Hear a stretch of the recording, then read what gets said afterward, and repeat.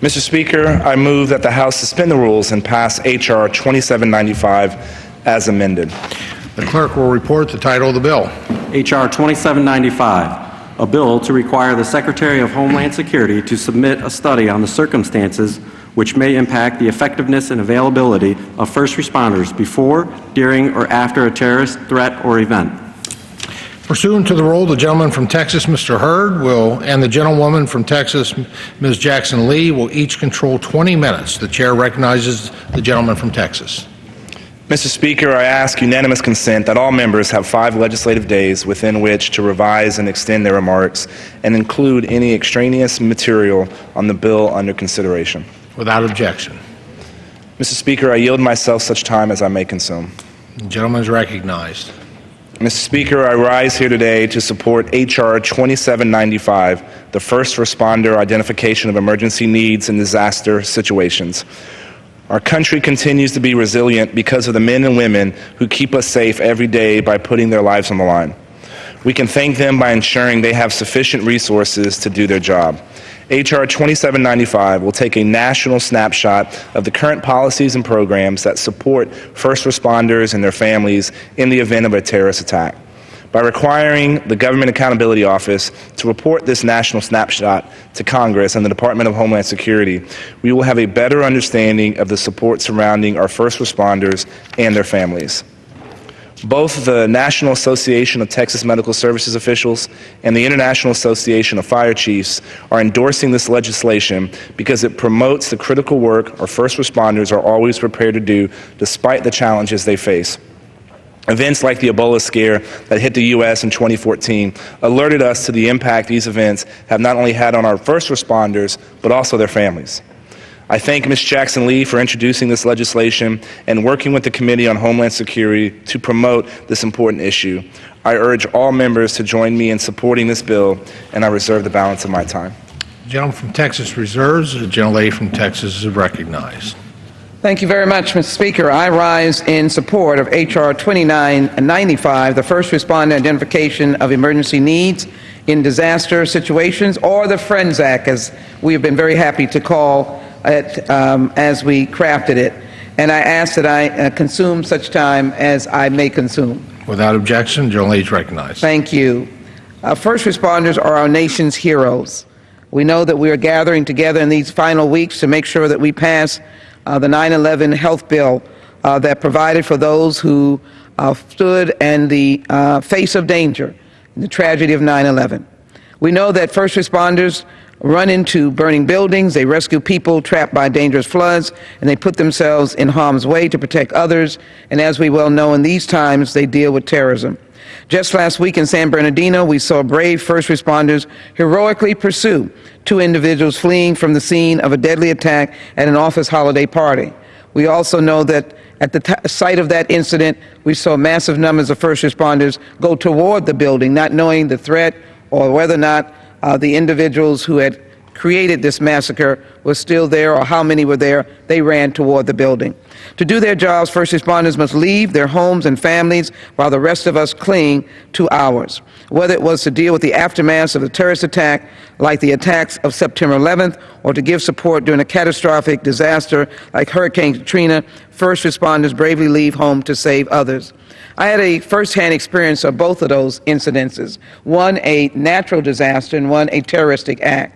I watched as firefighters stayed day after day after day and would not remove themselves because they were engaged in recovering their colleagues, their brothers and sisters, and those others who had perished.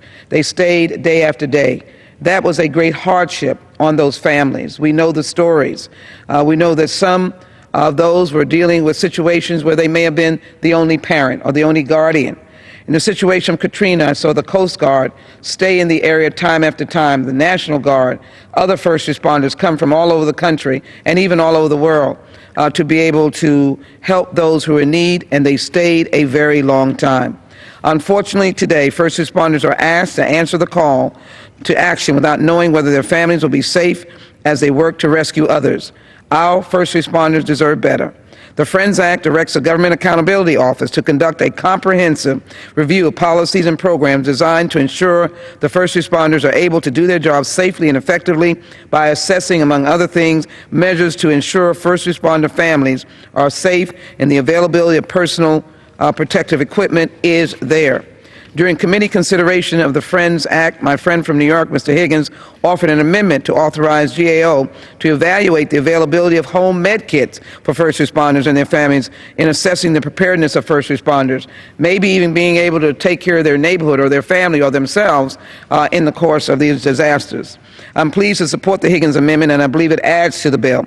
H.R. 2795 also directs GAO to distinguish policies available in high-risk urban areas, which may be better resourced in rural areas where efforts to ensure preparedness for first responders and their families may require creative leveraging of resources. Many of those areas have volunteer fire departments and volunteers who need the assistance from this act. This provision will ensure that the information included in the report will be applicable and adaptable by various communities across the country as they work to better protect their protectors and to give them the support system that they need. Additionally, the Friends Act directs the Secretary of Homeland Security to review GAO's findings and assess whether policies identified could be applicable to federal first responders. The Friends Act, which has been endorsed by the International Association of Fire Chiefs, as well as the National Association of State EMS Officials and the International Emergency Management Society, along with others. Before I conclude, I would like to thank Ranking Member Thompson and Chairman McCall for their help in bringing this important legislation to the floor.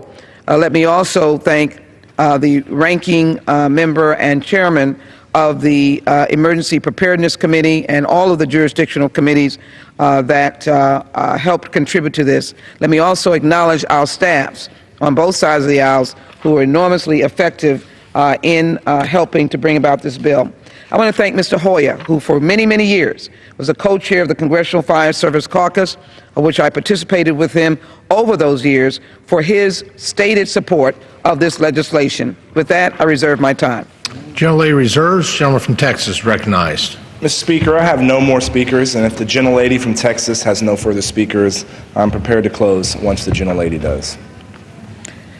Gentlelady from Texas recognized. I thank the gentleman, and I am prepared to close. I have no further speakers, and I ask to yield myself such time as I may consume. Without objection. One of the things that we wanted to do in the course of this legislation is to make sure that the stakeholders were fully informed and thought this would be a constructive addition to their ability to serve the public and to be on call and to be away for long periods of time from their families, which they have been called to do.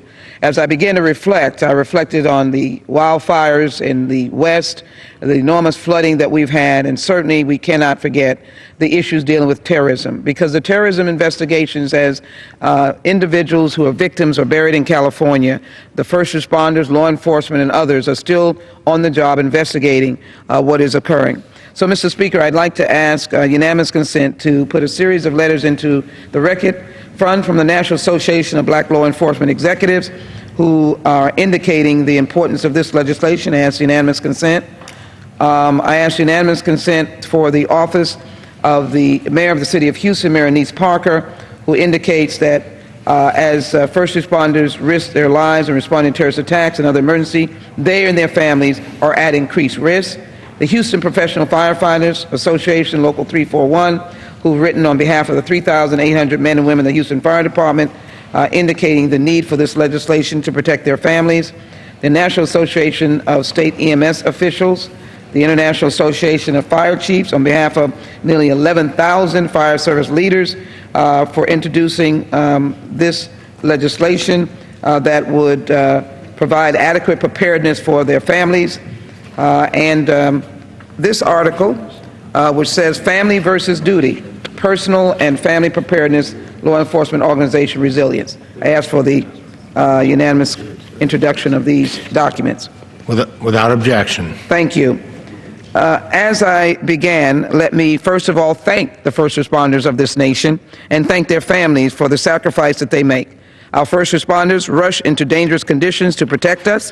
They deserve to have the peace of mind that their families are safe as they courageously help others and other families during disaster and crisis.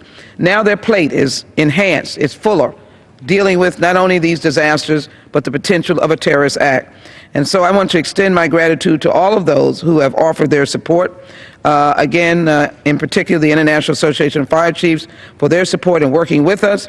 And I urge my colleagues to support H.R. 2795. With that, I yield back my time. Gentlelady from Texas yields back. The gentleman from Texas is recognized. Mr. Speaker, I yield myself such time as I may consume. Without objection, the gentleman is recognized.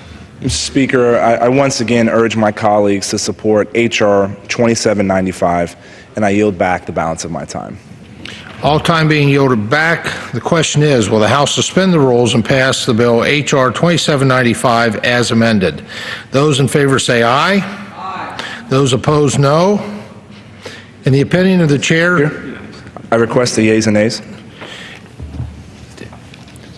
the yeas and nays are requested. All those in favor of taking this vote by the yeas and nays will rise and remain standing until counted. A sufficient number having risen, the yeas and nays are ordered pursuant to Clause 8 of Rule 20. Further proceedings on this question will be postponed.